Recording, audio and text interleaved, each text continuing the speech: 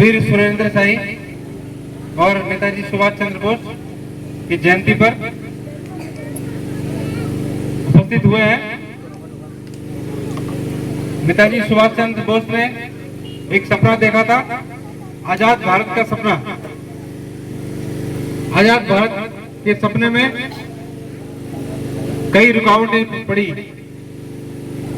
कई जगह खून खराबा हुआ।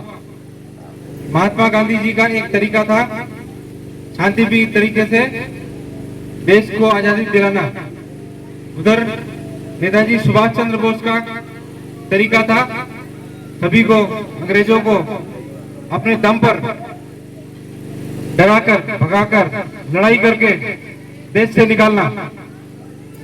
तो इसी विचार से नेताजी का मतभेद रहा महात्मा गांधी हमारे राष्ट्रपिता से।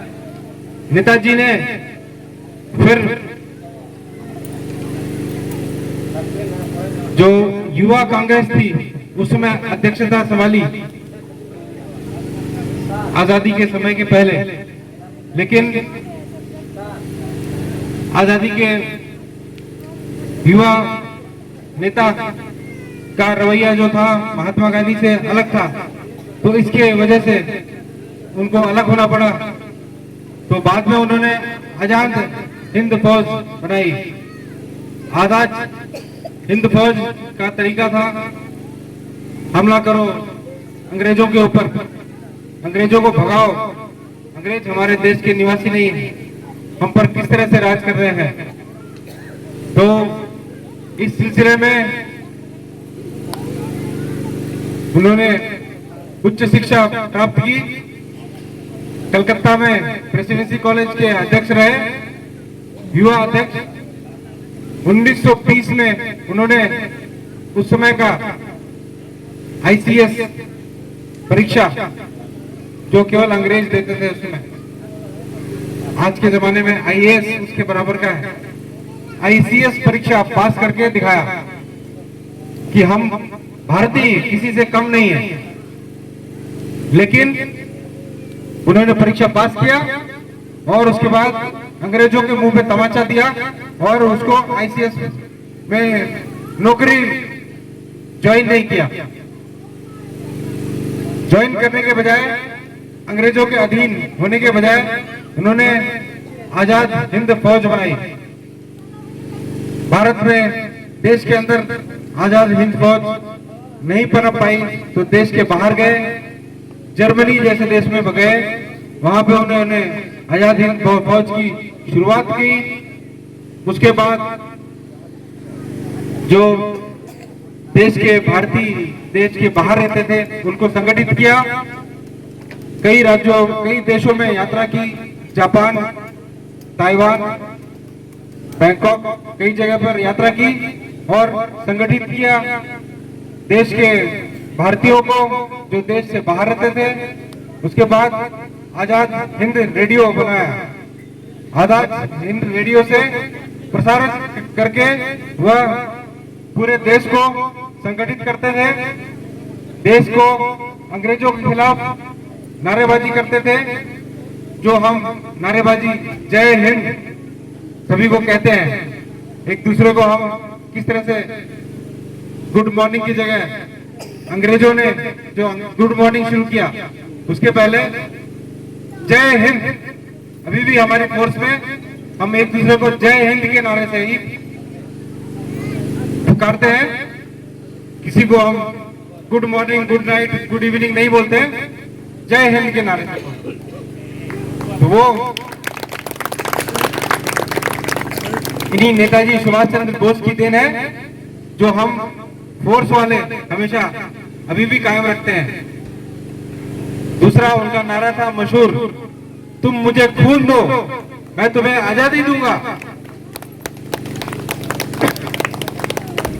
ये नारा उस समय इतना गूंजा, तुम मुझे खून दो मैं तुम्हें आजादी दूंगा, इतना मशहूर हुआ कि इस नारे ने पूरे देश को अंग्रेजों के खिलाफ कर दिया।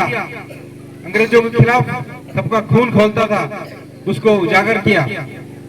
और संगठित किया देश के उन नागरिकों को जिनमें युवा खून था, जिनमें अपना रक्त बलिदान देने की क्षमता थी, जो देश के लिए मर मिटने को तैयार थे। तो अंत में उन्होंने आजादी के समय कुछ साल पहले 1945 में एक विमान हादसा हुआ,